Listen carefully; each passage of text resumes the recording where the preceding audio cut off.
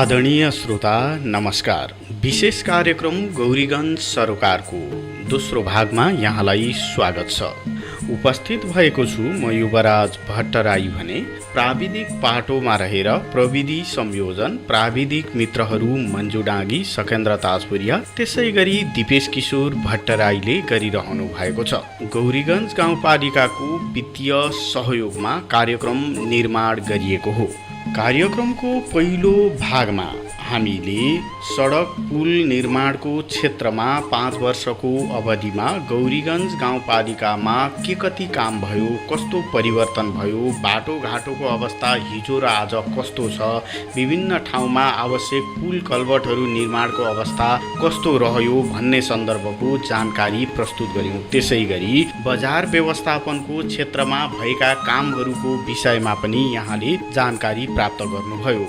कार्यक्रमको आजको दोस्रो भागमा हामीले विभिन्न भवनहरू निर्माणको विषय, विद्युतीकरणको विषय, खानेपानीको विषय, जनता आवास सुरक्षित आवास अन्तर्गत विभिन्न घर बनाइएको, चुहिने छाना विस्थापन, खरको छाना विस्थापन गरिएको विषय, त्यसै गरी कृषिको क्षेत्रमा 5 वर्षको अवधिमा भएका कामहरूलाई समेट्दैछौँ।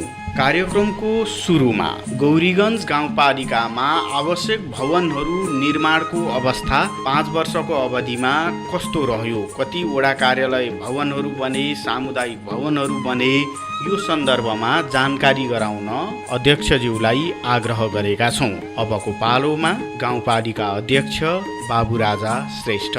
सर्वप्रथम त म तपाईलाई धन्यवाद दिन चाहन्छु। अब समग्र रूपले चाहिँ भवनको कुरा गर्नुको चाहिँ हामी गौरीगञ्ज गाउँपालिका 4वटा गाविस मिलेर चाहिँ गौरीगञ्ज गाउँपालिका बनेको हो। त्यसमा चाहिँ वार्ड नम्बर 1 मा आफ्नै भवन थियो। त्यसलाई हामीले परिमार्जित गरेर त्यसलाई पुनर्निर्माण त नभएर मर्मत गरेर त्यसलाई व्यवस्थापन हामीले गरेका छौँ। वार्ड नम्बर 2 मा आफ्नै गाविसको भवन थियो, त्यसलाई त्यो संरचना हामीले व्यवस्थापन गरेका छौँ। वार्ड नम्बर 3 मा भवन थिएन। हामीले चाहिँ यही यसैपल्ट नै हामीले गौरीगञ्ज गाउँपालिकाले आफ्नो स्रोतबाट, यो केन्द्र र प्रदेशको पैसा होइन, गौरीगञ्ज गाउँपालिकाले आफ्नो स्रोतबाट चाहिँ भवन निर्माण गरेर 65 लाखमा हामीले आफ्नो भवन वार्ड नम्बर 3 मा हामीले चाहिँ गौरीगञ्ज गाउँपालिकाको वार्ड नम्बर 3 को वडा कार्यालय आफ्नो भवन हामीले निर्माण गरिसकेका छौँ। त्यस्तै वार्ड नम्बर 4 मा पनि गौरीगञ्ज गाउँपालिकाले आफ्नो भवन जग्गादाताहरू थिए, जग्गादाताले जग्गा दिनुभयो, त्यहाँ हामीले वार्ड नम्बर 4 मा आफ्नो भवन निर्माण गरिसकेका छौँ। वार्ड नम्बर 5 मा निर्माण कार्य अगाडि बढिसकेको अवस्था छ।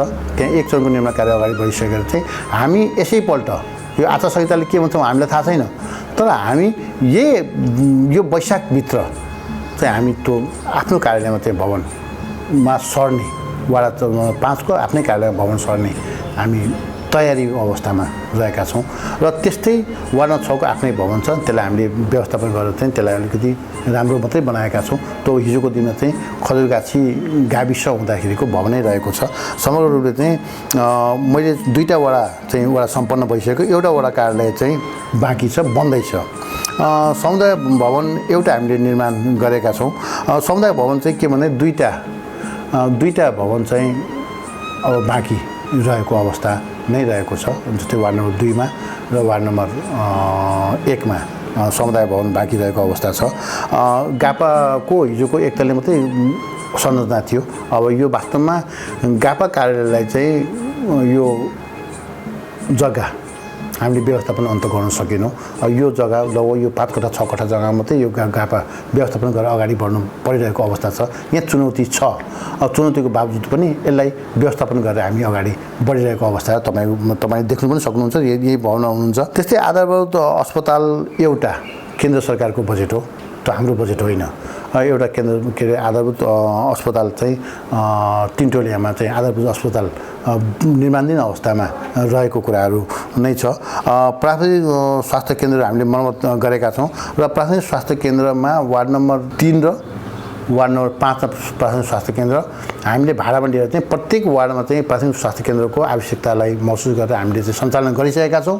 तर वार्ड नम्बर 5 मा बजेट आएको छ, हामीले त्यहाँ निर्माण प्रक्रिया अगाडि बढाएका छौँ। वार्ड नम्बर 3 मा हाम्रो बजेट आएको छैन।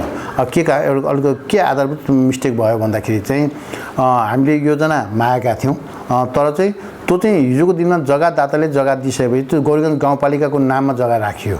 त्यहाँ चाहिँ त्रुटि भएछ। त्यो स्वास्थ्य प्राथमिक केन्द्रको नाममा जग्गा राखेको भए बजेर आउन सक्ने सम्भावना रहन्थ्यो। त्यसलाई चाहिँ गौरीगञ्ज गाउँपालिकाले माइटिङ गरि पनि सकेको छ। माइटिङ गरेर चाहिँ कार्यपालिकाको बैठकले निर्णय गरेर चाहिँ यो चाहिँ लिजमा चाहिँ दिने भन्ने हिसाबले चाहिँ जग्गा या चाहिँ त्यो जग्गा नै त्यो स्वास्थ्य प्राथमिक केन्द्रलाई नै दिने भन्ने हिसाबले चाहिँ निर्णय गरिसकेपछि चाहिँ त्यहाँ बजेर आउने कुराहरू चाहिँ मैले तपाईँलाई चाहिँ यो जानकारी गराएँ। भवनहरूको हकमा चाहिँ यही कुराहरू छन्। विभिन्न भवनहरू मर्मत गरिएको, निर्माण गरिएको, केही वडा कार्यालयहरू निर्माणको अन्तिम चरणमा रहेको, त्यसै गरी आधारभूत अस्पताल निर्माणको क्रम अगाडि बढेको लगायतको विषयमा अध्यक्षज्यूले जानकारी गराइसक्नु भएको छ। कार्यक्रममा अब भने विद्युतीकरणको विषयमा जानकारी गराउने बेला भएको छ। 5 वर्ष अगाडि जनप्रतिनिधिहरू निर्वाचित भएर आउँदै गर्दाखेरि गौरीगञ्ज गाउँपालिकामा 50% घरमा विद्युत नपुगेको अवस्था थियो, बिजुली बल्दैन थियो। तर यो अवधिमा 100% नभनौं छुटफुट केही भए पनि 99% घरमा बिजुली पुगेको छ। जनताले विद्युत सेवा प्राप्त गरेको अवस्था छ। त्यसै गरी सडक बत्ती पनि प्रत्येक वडाका विभिन्न ठाउँहरूमा बालिएको अवस्था छ।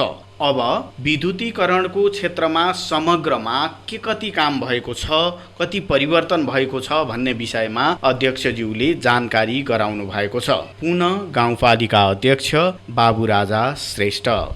गौरीगञ्ज गाउँपालिकामा जब हामी निर्वाचित भएर आइरहेको अवस्था थियो, त्यो अवस्थामा गौरीगञ्ज गाउँपालिकामा 50% घर दैलोमा मात्रै बत्ती बलिरहेको अवस्था थियो। अहिलेको परिवेश र परिस्थितिमा अकल्पनीय व्यवस्थापन भएको गएको जस्तो मैले महसुस गरेको छु। अहिले म चाहिँ 100% नै भन्दाखेरि हुन्छ जस्तो लाग्छ, तर पनि कहीँ 1% छुटेको छ कि बा आफ्नो नाम। तर 99% जनताको घर दैलोमा बत्ती गइसकेको अवस्था छ। अब अहिले चाहिँ के छ भने एउटा समस्याको रूपमा रहेको छ। यो बत्तीको कुरा गर्नु, विद्युतीकरणको कुरा गर्ने हो भने अहिले जनताको माग भनेको कृषि पोलको अवधारणाहरू अगाडि भएको कारणले गर्दाखेरि हामीले कृषि पोल हामीले व्यवस्थापन गरेको छैनौँ। तर प्रत्येक नागरिकले उज्यालोमा बस्नु पाउने अधिकारलाई हामीले सुनिश्चित गरेका छौँ। त्यसको लागि विद्युत प्राधिकरणसित सहकार्य गरेर हामीले गौरीगञ्ज गाउँपालिकाले पनि कतै ठाउँमा चाहिँ व्यवस्थापन गरेर हामीले चाहिँ अहिले 99% घर दैलोमा बत्ती पुगिसक्यो। मेरो हिसाबमा त 100% हो। अब बात कुरामा फेरि 100% भनौँला, कुनै अब तपाईँको एफएम मार्फत चाहिँ सुन्ला यहाँ चाहिँ बत्ती बोलेको छैन भनेर उसले गुनासो गर्न सक्ला है। यो कुरा पनि हामीले त्यो कोड गर्नुपर्छ जस्तो लाग्छ मलाई। त्यस कारण म 1% घर दैलोमा कहीँ बलेन कि भन्ने कुरा मात्रै हो। मैले बोलेको छैन भनेको छैन, बोलेन कि भन्ने कुरा मात्रै हो। त्यो 1% कसैको घर दैलोमा बोलेको छैन भने पनि उहाँले मलाई जानकारी गरायो भने त्यहाँ पनि व्यवस्थापन गर्ने म प्रतिबद्धता जारी गर्न चाहन्छु। त्यस्तै के भन्दाखेरि चाहिँ गौरीगञ्ज गाउँपालिकामा चाहिँ 2 फेज र 4 फेज गर्ने कुराहरू पनि अगाडि बढिसकेको छ। कति ठाउँमा 2 फेज र 4 फेज गर्न सकिरहेको अवस्थाहरू पनि छैन होला। त्यसलाई त्यो निरन्तर प्रक्रियामा अगाडि बढ्ने कुरा हो। आवश्यक अहिले के छ भन्दाखेरि चाहिँ जनताहरूलाई चाहिँ हाम्रो यो ठाउँ कृषि प्रधान ठाउँ भएको कारणले पनि कृषिमा धेरै मानिसहरू कृषिमा संलग्न भएका कारणले गर्दा पनि अहिले जनताको माग चाहिँ के छ भन्दाखेरि चाहिँ कृषि पोलको अवधारणाले गर्दाखेरि चाहिँ कति ठाउँमा चाहिँ 2 फेज हुँदैन, त्यसलाई 4 फेज गर्नुपर्ने छ। कति ठाउँमा 50 कि उसको चाहिँ ट्रान्समिटर हुँदैन, 100 उसको चाहिँ ट्रान्समिटर राख्नुपर्ने अवस्थाहरू छन्। ती कुराहरू पनि निरन्तरता रूपले चाहिँ अगाडि बढिरहेको अवस्था नै हो। जनताको माग अनुसार हामीले काम गरिरहेको अवस्था छ। समग्र रूपले चाहिँ अब तपाईँले भन्नुभयो अब हरेक वार्डमा चाहिँ हामीले बत्तीका कामहरू गरिसकेको अवस्था छ र गौरीगञ्ज गाउँपालिकाका जनताहरूले बत्ती त पायो तर सडक बत्तीको पनि हामीले चाहिँ वार्ड नम्बर 6 वटै वार्डमा तर 5 वर्षमा कति ठाउँमा पुगेको छैन होला। किनभने त्यो निरन्तरता काम गर्नु भएकोले बजेट सीमित रहेको कारणले प्रत्येक ठाउँमा पुग्न नसकेको अवस्था हुनसक्छ।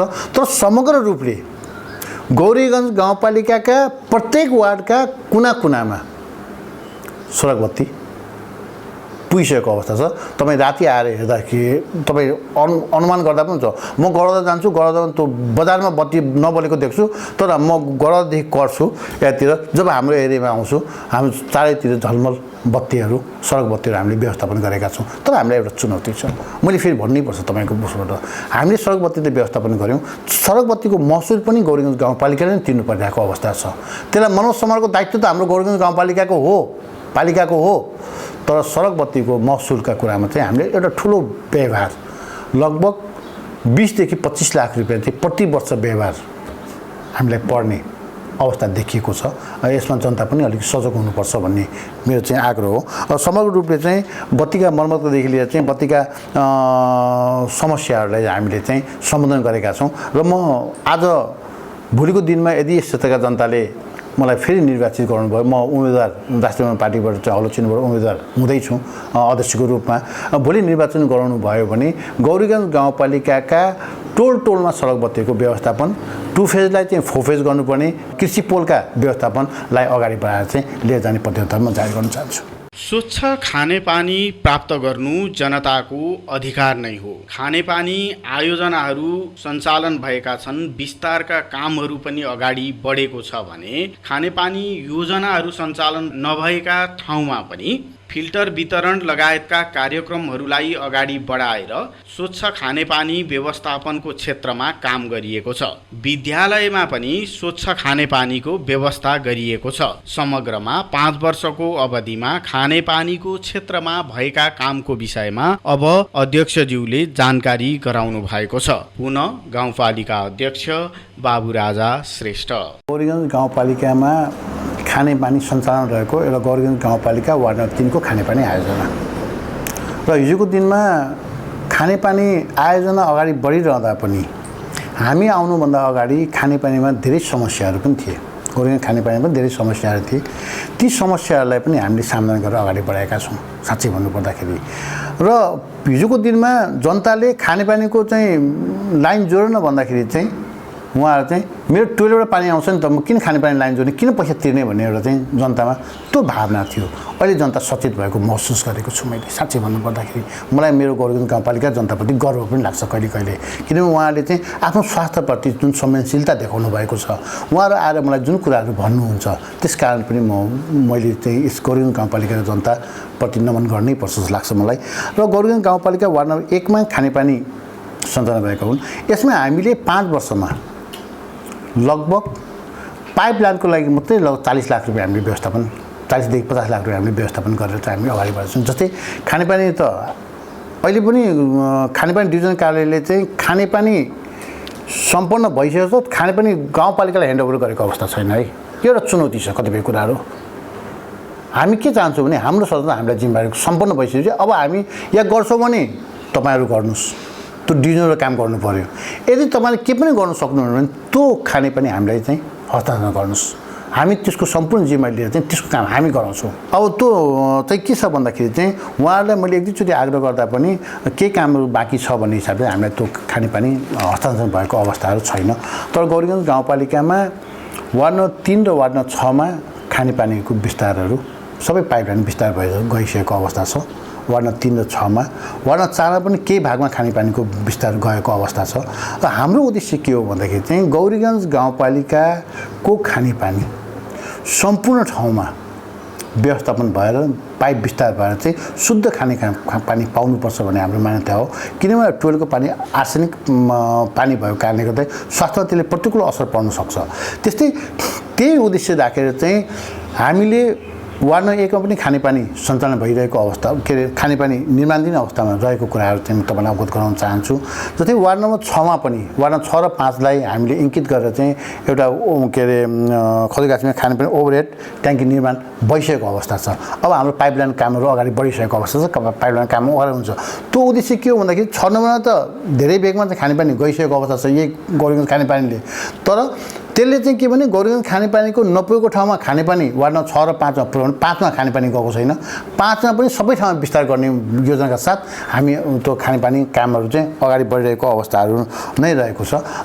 समग्र रूपले चाहिँ स्वच्छ खानेपानी 5 वर्षमा गौरीगञ्ज गाउँपालिकाले सम्पूर्ण जनतालाई दिनसकेको अवस्था चाहिँ होइन है। फेरि स्पष्ट भन्नुपर्छ, त्यो कार्यक्रम अगाडि बढिसकेको छ। धेरै मान्छेले त्यसमा लाभ पनि लिइसकेको अवस्था छ। र हाम्रो गौरीगञ्ज गाउँपालिकाले जति सकेसम्म चाहिँ खानेपानीको व्यवस्थापन, जस्तै हामीले खानेपानीको व्यवस्थापनमा चाहिँ हामीले प्रत्येक समुदाय विद्यालयमा क्याम्पसहरूमा चाहिँ शुद्ध खानेपानीको व्यवस्थापन गरिसकेका छौँ। यो 5 वर्षभित्र हामीले कुनै पनि वार्डमा कुनै पनि समुदाय विद्यालयमा जानुहुन्छ भने उहाँहरूले अर्ग्यानिक खानेपानी यो टोइलेटको खानेपानी पर्दैन। हामीले वडा के अरे एउटा बस्तीमा पनि त्यहाँनिर चाहिँ के भने खानेपानी शुद्ध आएन, कपडा धुँदा पनि रातो हुन्छ भन्ने उद्देश्य आएको थियो। हामीले त्यो डाङ्गी टोलामा वर्क फर नेपालसित हामीले चाहिँ सहकार्य गरेर चाहिँ त्यहाँ टोलमा पनि हामीले खानेपानीको व्यवस्थापन हामीले गरिसकेको अवस्था छन्। हाम्रो उद्देश्य के हो भनेको चाहिँ यो 5 वर्षमा हामीले कति काम गर्न सकेनौँ होला, तर आउने 5 वर्षमा चाहिँ गौरीगञ्ज गाउँपालिकाका सम्पूर्ण टोलमा खानेपानीको पाइप विस्तार भएर चाहिँ शुद्ध खानेपानी जनताले पाउनुपर्छ भन्ने उद्देश्य साथ हामी काम अगाडि बढाइसकेका छौँ। फिल्टर वितरण गरेर भन्दा मैले चाहिँ के भन्दाखेरि हामीले त्यस्तो त वार्डहरूमा पनि फिल्टर वितरण गरेका छौँ, तर त्यो फिल्टरको सदुपयोग भएको अवस्था मैले देखिरहेको छुइनँ। हामीले फिल्टर त वितरण गऱ्यौँ, त्यो सिमेन्टी गएर फिल्टर वितरण गरेका थियौँ।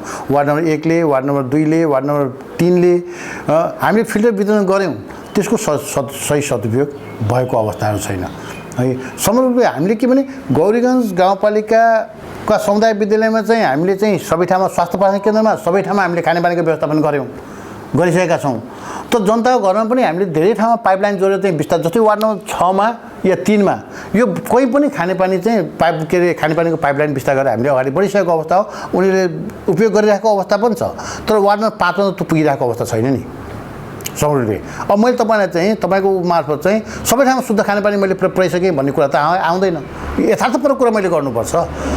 तर त्यो फिल्टरको योजना अगाडि बढिसकेको हो। त्यो टोल टोलमा हामीले चाहिँ खानेपानी फिल्टर खानेपानी ओखो नेपालबाट फिल्टर खानेपानीको व्यवस्थापन गरेका छौँ। स्कुलमा सबै स्कुलमा गरेका छौँ। अझै पनि धेरै टोलहरूमा चाहिँ हामीले चाहिँ खानेपानीको व्यवस्थापन गरेर लिएर जानुपर्ने आवश्यकता छ।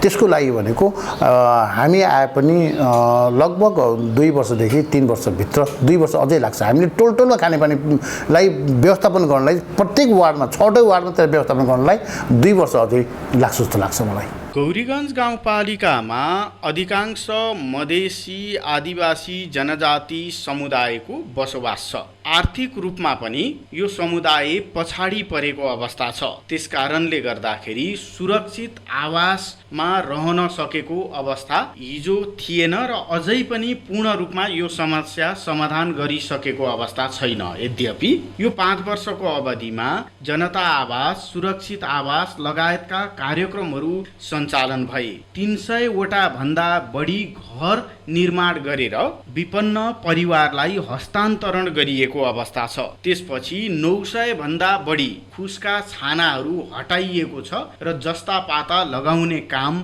गरिएको छ। समग्रमा आवासको क्षेत्रमा गौरीगञ्जमा ठुलै परिवर्तन भएको छ। अब यो विषयमा अध्यक्षज्यूले जानकारी गराउनु भएको छ। 5 वर्षमा आवासको क्षेत्रमा भएको परिवर्तनको विषयमा अब गाउँपालिका अध्यक्ष बाबु राजा श्रेष्ठ। आवास निर्माणका कुराहरू गौरीगञ्ज गाउँपालिकाले अल्कल्पनीय हिसाबले चाहिँ काम अगाडि बढाएका छन्, तर पनि जनताको आवश्यकतालाई हामीले चाहिँ पूर्ण रूपले चाहिँ सम्बोधन गर्न सकिरहेको अवस्थाहरू छैन। जस्तै मेरो उद्देश्य, म गौरीगञ्ज गाउँपालिकामा निर्वाचन प्रक्रियामा 2014 सालमा निर्वाचन प्रक्रियामा रहँदै पनि म निर्वाचन प्रक्रियामा हिँड्दैको अवस्थामा पनि मैले के भनेको थिएँ भन्दाखेरि मेरो प्रतिबद्धतामा रहेको कुराहरू के थियो भन्दाखेरि चाहिँ गौरीगञ्ज गाउँपालिकाका सम्पूर्ण विपन्न वर्गहरूलाई आवासको व्यवस्थापन गर्नुपर्छ भन्ने हाम्रो उद्देश्य रहेको थियो। त्यसअनुरूप मैले 2 वर्ष त्यो यो कार्यक्रमलाई चाहिँ अगाडि बढाउन सकिनँ विविध कारणले। यो कारणहरू मैले अहिले भन्न त्यति सान्दर्भिकता नहोला। राजनीतिक परिवेश र पछि निर्वाचन आइरहेको अवस्थामा कसैलाई आक्षेप प्रत्याक्षेप लगाउनु त्यति साह्रो राम्रो सन्देश जाँदैन। तर हामीले 3 वर्षदेखि चाहिँ हामीले चाहिँ आवास कार्यक्रमलाई चाहिँ विपन्न आवास भनौँ या चाहिँ जनता आवास भन्नुहोस्, हामीले चाहिँ त्यो कार्यक्रमलाई चाहिँ अगाडि बढायौँ र समग्र रूपले चाहिँ गौरीगञ्ज गाउँपालिकाले लगभग 300 वटा आवास हामीले चाहिँ चाहे त्यो पूर्वाधार विकास कोष हाम्रो चाहिँ सांसद विकास कोष किन्नुहोस्, चाहे तराई मधेस समृद्धि कार्यक्रम अन्तर्गत किन्नुहोस्, चाहे त्यो गौरीगञ्ज गाउँपालिकाको बजेटबाट किन्नुहोस्, चाहे त्यो विभिन्न सङ्घ संस्थाको सहकार्यमा किन्नुहोस्, लगभग हामीले 300 वटा घरहरू हामीले बनाएका छौँ। हामीले त यतिसम्म गरेका छौँ। हामीले गौरीगञ्ज गाउँपालिकाले आफै जग्गा व्यवस्थापन गरेर पनि हामीले घर बनाइदिएका छौँ। हामीले लगभग 300 जना मान्छेहरूलाई वार्ड नम्बर 3 को ऋषिदेव बस्ती किन्नुहोस्, वार्ड नम्बर 3 को ऋषिदेव र सन्ताल बस्ती किन्नुहोस्, के अरे ऋषिदेव र सन्ताल बस्ती किन्नुहोस्, वार्ड नम्बर 1 को ढेउ बस्ती किन्नुहोस्, वार्ड नम्बर 2 को सन्ताल बस्ती किन्नुहोस्। हामीले यसपल्ट पनि एउटा सन्ताल बस्ती र विभिन्न राजनीतिक टोल र सन्ताल बस्तीलाई हामीले अहिले पनि 15 वटा घर हामीले चाहिँ त्यहाँ व्यवस्थापन गरिरहेका छौँ। त्यो भागरमारी सुकुम्बासी टोलमा अहिले पनि 15 वटा घर व्यवस्थापन गरिरहेको अवस्था छ। त्यस्तै वार्ड नम्बर 4 को सन्ताल बस्ती, वार्ड नम्बर 4 को ऋषिदेव बस्ती र वार्ड नम्बर 5 को ऋषिदेव बस्ती, सन्ताल बस्ती, वार्ड नम्बर 6 को नेपाली बस्ती भनौँ, दमै डाँडा भन्छ, त्यहाँ किन्नुहोस्, चाहे चाहिँ के अरे तपाईँको चाहिँ सन्ताल बस्ती किन्नुहोस्। हामीले समग्र रूपले चाहिँ गौरीगञ्ज गाउँपालिकाले 300 भन्दा माथि होला, मैले एकिन डाटा तपाईँलाई दिन सकिनँ, 300 वटा चाहिँ विपन्न आवास हामीले सम्पन्न बनाइदिएका छौँ, घर बनाइदिएका छौँ। अहिले पनि लगभग 18 वटा र 15 वटा 33 वटा आवास चाहिँ यो आर्थिक वर्ष पनि काम अगाडि बढिसकेको अवस्था छ। यही आर्थिक वर्ष लगभग 40 वटा सारा नेपाल हेबिटेट नेपालसित सहकार्य गरेर चाहिँ 40 वटा र 18, 15, 33 र 40, 73 वटा घर हामीले चाहिँ यही आर्थिक वर्ष हामीले चाहिँ केही सम्पन्न भइसकेको छ, केही सम्पन्न हुनु बाँकी छ। हामीले आगामी घर बनाएका छौँ। लगभग 300 वटा घर जति हामीले चाहिँ जनतालाई दिएका छौँ। तर जनता खुसी छैन। जनताको अपेक्षा त धेरै छ नि। त्यस्ता विपन्नहरू जस्तै मेरो आफ्नो मूल्याङ्कनमा त्यो ठाउँ बस्तीलाई हामीले हेर्ने हो भने लगभग गौरीगञ्ज गाउँपालिकामा विपन्नहरू अब एउटा परिवारका 4 जना छोरालाई हामी विपन्न आवास दिन सक्ने अवस्था हाम्रो रहँदैन होला। तर एउटा परिवारलाई विपन्न आवास एउटा परिवारलाई चाहिँ विपन्न आवास दिन सक्ने अवस्था छ। त्यस्तै अहिले पनि गौरीगञ्ज गाउँपालिकामा लगभग 300 घर जति हामीले चाहिँ 300 देखि 400 घर विपन्न आवास अहिले पनि बनाउनु पर्ने आवश्यकता छ। अहिले पनि 300 देखि 400 वटा घर बनायो भने लगभग अब हामीले चाहिँ यो आउने कार्यकाल हामी निर्वाचित भएर आए पनि भयो भने चाहिँ लगभग यो विपन्न आवास भनेको प्रति वर्ष हामी 100 वटा बनाउन सक्छौँ। हामी धेरै ठुलो लगानी गर्न सक्ने अवस्था छैन। विभिन्न संस्थाले सहकार्य गर्नुपर्ने 100 वटा भने 5 वर्षमा 500 वटा घर बन्यो भने विपन्न आवासको एउटा पाटो सिद्धिन्छ जस्तो लाग्छ मलाई। अब त के भने एउटा समस्या निक्लिन्छ होला। के भन्दाखेरि तपाईँले घर पाउनुभयो, अब तपाईँको छोराले घर पाएन, ऊ पनि विपन्न छ भन्ने कुराहरू आउन सक्ला। तर हामीले एउटा परिवारमा एउटा विपन्न आवास दिने हो। हामीले त्यो परिवारका 5 वटा सदस्य 5 वटालाई विपन्न आवास दिन सक्ने अवस्थाहरू कति ठाउँमा रहन सक्दैन होला। तर समग्र रूपले चाहिँ गौरीगञ्ज गाउँपालिकाभरि 500 वटा विपन्न आवास बनाएपछि चाहिँ विपन्न आवास सम्पन्न हुन्छ होला।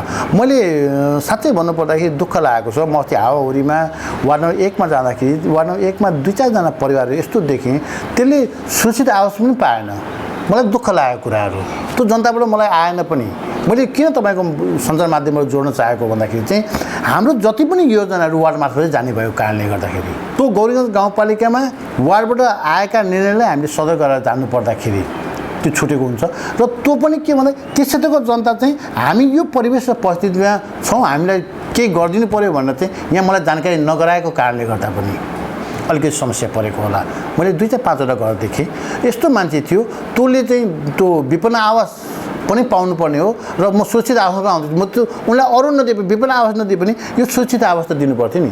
हामीले सुरक्षित आवास लगभग गौरीगञ्ज गाउँपालिकामा 912 वटा फुसको छानोलाई टिनको छानामा परिणत गर्नलाई हामीले बजेट विनियोजन गरेका छौँ। अहिले लगभग 700 जति सम्पन्न भइसकेको अवस्था छ। 700 जति सम्पन्न भइसकेको अवस्था, 200 जति अझै पनि यो अन्तिम फरफार जस्तै पहिलो किस्त हामीले 30,000 दिने हो, दोस्रो किस्त हामीले 20,000 दिने हो, त्यो फरफार नभएको अवस्था नै रहेको छ। र 912 वटा हामीले चाहिँ विपन्न आवासहरू हामीले के अरे सुरक्षित आवासहरू हामीले बजेट विनियोजन। यो आर्थिक वर्ष हामीलाई चाहिँ सुरक्षित आवासको बजेट आएन। पहिले हामीले चाहिँ गत आर्थिक वर्ष 76-77 मा 300 वटा र 120 वटा गौरीगञ्ज गाउँपालिका मार्फतै गरेका थियौँ 420 वटा र 77-78 मा 452 वटा आएको। 78-79 मा हामीले चाहिँ त्यो विपन्न आवास आउने कुरा थियो, तर विपन्न आवास सायद कोही पनि आएन जस्तो लाग्छ मलाई। त्यो प्रधानमन्त्री विपन्न आवास अन्तर्गतको कार्यक्रम हो, त्यो कार्यक्रम रोकिएको कारणले गर्दाखेरि चाहिँ समग्र रूपले चाहिँ हामीले 300 भन्दा माथि जनता आवास विपन्न आवास हामीले सम्पन्न गरिसकेका छौँ। त्यहाँ अझै मेरो विचारमा चाहिँ 300 देखि 400 घर बनाउनु पर्ने बाँकी रहेको छ, जनतालाई दिनुपर्ने बाँकी रहेको छ। यो 5 वर्षमा सबै कुराहरू एकैचोटि पुरा हुन सक्ने अवस्थाहरू पनि रहँदैन। जनताले त्यसलाई कसरी बुझ्नुहुन्छ, आकाङ्क्षा धेरै छन्। त्यस्तै सुरक्षित आवास चाहिँ लगभग साँच्चै भन्नुपर्दाखेरि अपवादको रूपमा अब अझै पनि फुसको छानो 10% गौरीगञ्ज गाउँपालिकामा रहेको जस्तो मलाई अनुभूति भयो। म आफै गएर हेर्दाखेरि मैले अनुभूति पाएको कुरा चाहिँ समग्र रूपले चाहिँ 90% जनताहरूको चाहिँ टिनको छानो चाहिँ भइसकेको अवस्था छ। तर अहिले पनि एउटा चाहिँ विडम्बना छ है एउटा सर, मैले भन्नै पर्छ। के भन्दाखेरि चाहिँ टिन हामीले दिएका छौँ, टिन दिए पनि चुला घर ग्वाली घर हुन्छ नि, उसले फुस्कै बनाएर बसिरहेको अवस्था छ। हाम्रो उद्देश्य के हो भने गौरीगञ्ज गाउँपालिकाबाट फुस्को छाड्नु विस्थापित हुनुपर्छ भन्ने उद्देश्य हो। राज्यको अवधारणा पनि त्यही हो, सङ्घीय प्रदेश सरकारको अवधारणा पनि त्यही हो, हाम्रो अवधारणा पनि त्यही हो। तर पनि अहिले पनि के छ भन्दाखेरि चाहिँ हामीले सुत्ने घर चाहिँ उसले टिनको बनायो होला, अहिले पनि भान्साघर ग्वालीघर प्रायः फुस्कै बनाएर चाहिँ बस्ने चलन। र मैले सन्ताल जातिमा उखालन 2 मा चाहिँ 15वटा घर 15वटा कि 18वटा मैले ठ्याक्कै बिर्सेँ घर देख्छु छु। अब पक्की घर पछाडि छ, अब अगाडि फुस्को घर ल्याएर चाहिँ टाङ्दिएको छ। अब यसो चाहिँ देख्दा पनि नराम्रो देखिने नि। अब त्यो छ, त्यो जनतालाई हामीले सचेतना दिनु सकेको अवस्था हुन सक्ला है कतिपय कुराहरू। तर समग्र रूपले चाहिँ गौरीगञ्ज गाउँपालिकाले हाम्रो छिमेकी पालिका भन्दा यो विपन्न आवास र सूचित आवासलाई प्रमुखता दिएर चाहिँ हामीले धेरै कामहरू अगाडि बढाएका छौँ जस्तो लाग्छ मलाई। 912 गर्न जस्ता दिएको हो हामीले, त्यसमा अहिले पनि 912 गर्न लाग्यो होला, तर अहिले पनि फर्चुन हुन चाहिँ 150 देखि 200 बाँकी छ। जस्ताकै कुरा गर्ने हो भने मैले के भन्नु, जनता सचेत कहिले बन्ने भन्ने कुरा हो क्या। हामीले त्यो पुरा गर्न अहिले पनि भोलि पनि हामीले गरिदियो भने उहाँहरू चाहिँ भान्साघर र ग्वालीघर चाहिँ त्यो फुस्कोलाई विस्थापित गर्ने कि नगर्ने प्रश्न त्यहाँ हो। अब हाम्रो त पहिलो उद्देश्य के हो भने ऊ बस्ने घर सुरक्षित हुनुपर्छ भन्ने हाम्रो उद्देश्य हो नि त। हामीले त बस्ने घर सुरक्षित हुनलाई दिने हो। त्यसको साथसाथै उनीहरू जनताले पनि आफू सजग भएर चाहिँ आफ्नो ग्वालीघर, आफ्नो भान्सा कोठा, भान्सा खाने घर त उनीहरू पनि राम्रो त बनाउनु पऱ्यो नि त, टिनको जस्तो हालेर बनाउनु पऱ्यो नि त। अब त्यो हिसाबले उनीहरूको फुस्को के अरे ग्वालीघर या भान्साघरलाई पनि त्यो व्यवस्थापन गर्ने हो भने अझै 1000 देखि 1500 दिनुपर्छ। यो सुरक्षित बस्ने घरलाई मात्रै व्यवस्थापन गर्ने हो भने गौरीगञ्ज गाउँपालिकामा 400-500 घर दियो भने पुग्छ जस्तो लाग्छ मलाई। आवासको विषयपछि अब महत्त्वपूर्ण अर्को विषय कृषिको क्षेत्रको कुरा गरौँ। अधिकांश पालिकावासीहरू कृषि क्षेत्रमा आबद्ध हुनुहुन्छ। कृषिको क्षेत्रमा थुप्रै कामहरू गर्नुपर्ने आवश्यकता छ। कृषिलाई प्राथमिकतामा राखेर पछिल्लो अवधिमा केही महत्त्वपूर्ण कामहरू पनि भएको छ। कृषकहरूलाई सिँचाइ मोटर वितरण मात्र पालिकाको तर्फबाट 500 भन्दा बढी गरिएको छ। हाते ट्र्याक्टर 30 वटा भन्दा बढी प्रदान गरिएको छ। मकै छोडाउने मेसिन, स्प्रे ट्याङ्की लगायतको सहयोग पनि पालिकावासी कृषकहरूले प्राप्त गरेको अवस्था छ। कीटनाशक औषधिहरू प्रदान गरिएको, माटो परीक्षण 200 ठाउँमा गरिएको लगायतका थुप्रै कामहरू भएका छन्। ओडाका तर्फबाट भएका कामहरू पनि जोड्दा कृषिको क्षेत्रमा प्रशस्त काम भएको अध्यक्षज्यूले जानकारी गराउनु भएको छ। समग्रमा कृषिको क्षेत्रमा 5 वर्षको अवधिमा के कति परिवर्तन भयो त, के कस्ता कामहरू गरिए, अब यो विषयमा जानकारी गराउँदै हुनुहुन्छ अध्यक्ष बाबुराजा श्रेष्ठ। मोटामोटी हामीले गौरीगञ्ज गाउँपालिकाले यो 5 वर्षभित्र कृषिमा गरेका, कृषि क्षेत्रलाई विकास गर्नलाई गरेका अनुदानका कुराहरूमा मैले समग्र रूपले भन्नुपर्दाखेरि चाहिँ गौरीगञ्ज गाउँपालिका 1 र 2 मा चाक्लाबन्दीको योजनाहरू चाहिँ ज्ञान केन्द्र मार्फत चाहिँ धेरै योजना, प्रदेश मार्फत धेरै योजना परिसकेको छन्। त्यसलाई हामीले चाहिँ व्यवस्थापन गरेर चाहिँ हाम्रो गौरीगञ्ज गाउँपालिकाको सहकारीमा गौरीगञ्ज गाउँपालिकाको अनुरोधमा भनौँ, सहकारी नभनौँ, हामीले सहकारी गरेर चाहिँ अनुरोधमा हामीले चाहिँ वार्ड नम्बर 1 र 2 मा चाहिँ चाक्लाबन्दी र चाहिँ मकै ब्लक पनि हामीले चाहिँ व्यवस्थापन गरेर चाहिँ अगाडि बढिसकेको अवस्था छ। जस्तै अब सिँचाइका कुराहरू गर्नुपर्दाखेरि चाहिँ गौरीगञ्ज गाउँपालिकाले मात्रै हामीले गौरीगञ्ज गाउँपालिकामा लगभग 500 वटा चाहिँ सिँचाइ मोटर हामीले चाहिँ व्यवस्थापन गरेका छौँ। हामीले कृषकहरूलाई चाहिँ त्यो अनुदानको रूपमा चाहिँ केही रकम लिएर पहिले हामीले 2 वर्ष पूर्ण रूपले अनुदान दियौँ। त्यो 2 वर्ष अनुदान दिने क्रममा चाहिँ आवश्यकता र अनावश्यक मानिस सबैले चाहिँ भर्ने भएको कारणले गर्दाखेरि चाहिँ हामीले त्यो चुनौती भएको कारणले गर्दाखेरि चाहिँ हामीले 20-80 या 40-60 को अन्तर्गत हामीले चाहिँ 3 वर्षदेखि हामीले चाहिँ केही रकम दिएर चाहिँ हामीले अनुदान दिएका छौँ। लगभग 425 भन्दा माथि 425 देखि 500 को हाराहारीमा चाहिँ हामीले चाहिँ सिँचाइका मोटर हामीले व्यवस्थापन गरिसकेको अवस्था नै रहेको छ। त्यस्तै समग्र रूपले भन्नुपर्दाखेरि चाहिँ हाते ट्र्याक्टर हामीले चाहिँ 30 भन्दा माथि हामीले चाहिँ यस क्षेत्रका किसानहरूलाई चाहिँ यो 5 वर्षको दौरानमा 30 भन्दा माथि हाते ट्र्याक्टरका व्यवस्थापनहरू जुन जोत्नुको लागि चाहिँ हामीले व्यवस्थापन गरेका छौँ। मकै छोड्ने मेसिन हामीले चाहिँ लगभग 25-30-35 वटा चाहिँ मकै छोड्ने मेसिनहरू हामीले चाहिँ गौरीगञ्ज गाउँपालिका मार्फत, मैले पालिकाको मात्रै भन्दैछु, वार्डको योजना अलग्गै छ, फेरि वार्डले आफ्नो हिसाबले अलग्गै गरेको योजना छ। यो पालिकाले चाहिँ त्यो हिसाबले चाहिँ योजना अगाडि बढाएको अवस्था छ। अब जस्तै कीटनाशक औषधि छर्नलाई चाहिँ पालिका मार्फत मात्रै लगभग 500 स्प्रे ट्याङ्कीहरू हामीले व्यवस्थापन गरिसकेका छौँ। 500 स्प्रे ट्याङ्की हामीले व्यवस्थापन गरिसकेका छौँ। त्यस्तै के भन्दाखेरि चाहिँ रोगका किरा नियन्त्रणको लागि चाहिँ विषादीहरू, जस्तै कहिले कहिले फौजी किरा भन्छन्, विभिन्न किराहरू भन्छन् लाग्छन्, त्यसको लागि हामीले चाहिँ औषधि पनि निःशुल्क रूपले चाहिँ गौरीगञ्ज गाउँपालिकाले चाहिँ कीटनाशक औषधिहरू पनि हामीले चाहिँ विषादी वितरण गरेका अवस्था छौँ। जस्तै माटो परीक्षण, यो सबभन्दा ठुलो कृषिमा चाहिँ चुनौती के हुँदैछ भने माटो परीक्षण भएको कारणले गर्दाखेरि माटो परीक्षण हामीले 200 ठाउँमा हामीले माटो परीक्षण पनि गरिसकेको अवस्था छ।